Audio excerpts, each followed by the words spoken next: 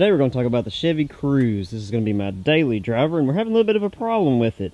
This is a 2012 Chevrolet Cruze with the 1.4 liter turbocharged 4-cylinder.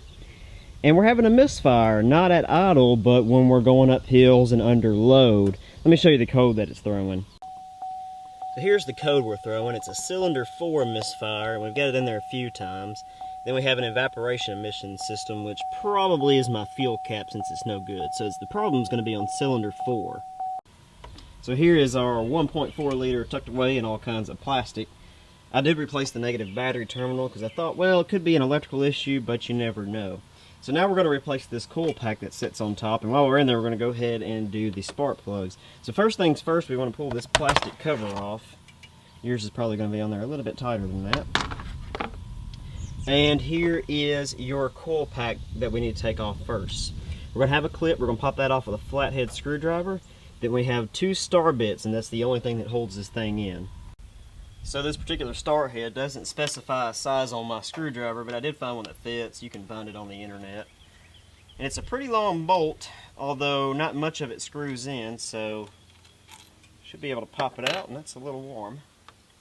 Probably should have let it cool off a little bit. So make sure you let it cool off a little bit before you do this, because it is rather toasty. And there's your other bolt. Now there's a little clip right here, and all you got to do is take a flathead screwdriver and pop that off, or any sort of device you have that can pop that orange part off, and then it'll just pop out like so. Make sure you don't lose that because we're going to need that. So after popping those 2 screws out and that clip out, we can pop the wire out that holds it in. And once that is off, we're able to pull the entire coil pack assembly out of the car like so. It's rather hot. Probably should have let it cool off like I said, and that is the assembly. Now what happens with these sometimes is they'll get moisture in them. Sometimes the springs will foul up. They look pretty good. I don't necessarily see any moisture in here. Maybe a little bit right here. There's a couple of spots on this particular coil that just kind of signifies this thing may be a little bit tired. But like I said, you never really know. Sometimes the issue is internally, and you just kind of have to go with your thought process on that. So I can tell you the size of the spark plugs. You're going to need a 5/8 inch deep well socket along with an extension. That'll kind of help you, especially when the engine's warm, to kind of get these plugs out. So we're going to go ahead and pull these out now.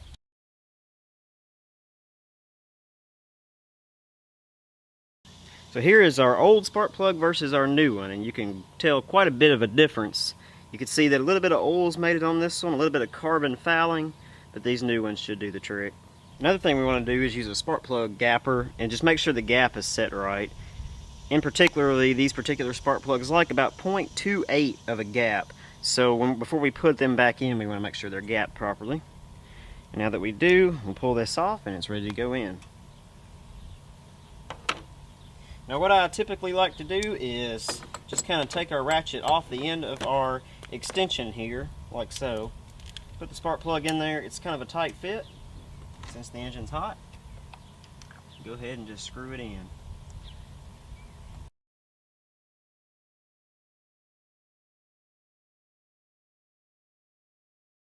So now we've got our new coil, and as you can tell, this particular one looks a little bit more shiny than the old one.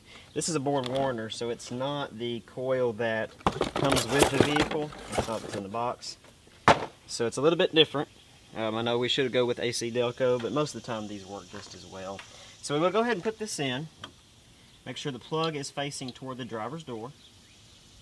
And it just kind of sits down in there nice and firm. Push it down as far as you can. Now it's time to put our bolts back on. So we just kind of drop our bolt there. And here's our second bolt we're going to drop. And then let's go ahead and tighten these down. So now we just want to go ahead and put our plug back on. It's sitting next to that heater hose, so it's a little warm. So I am going to, like I said, always make sure your engine cools down first.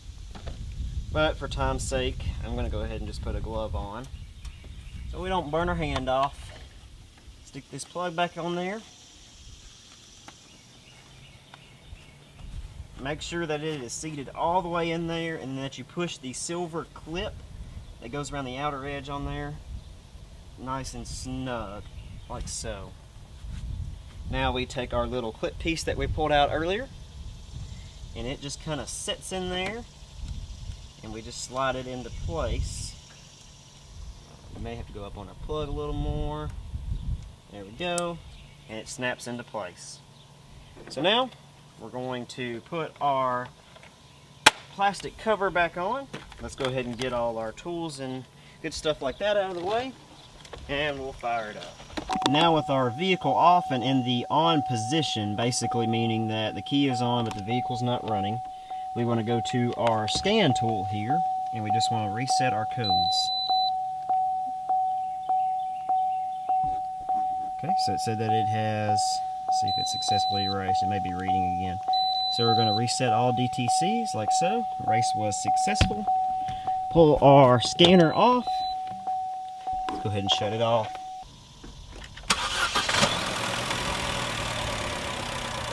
So we've successfully driven the car about 10 miles with no issues. We're on a stretch of road now just to prove it to you. Show you our acceleration run, no stumblings, no anything. So I believe we've got our issue corrected. Thanks for watching.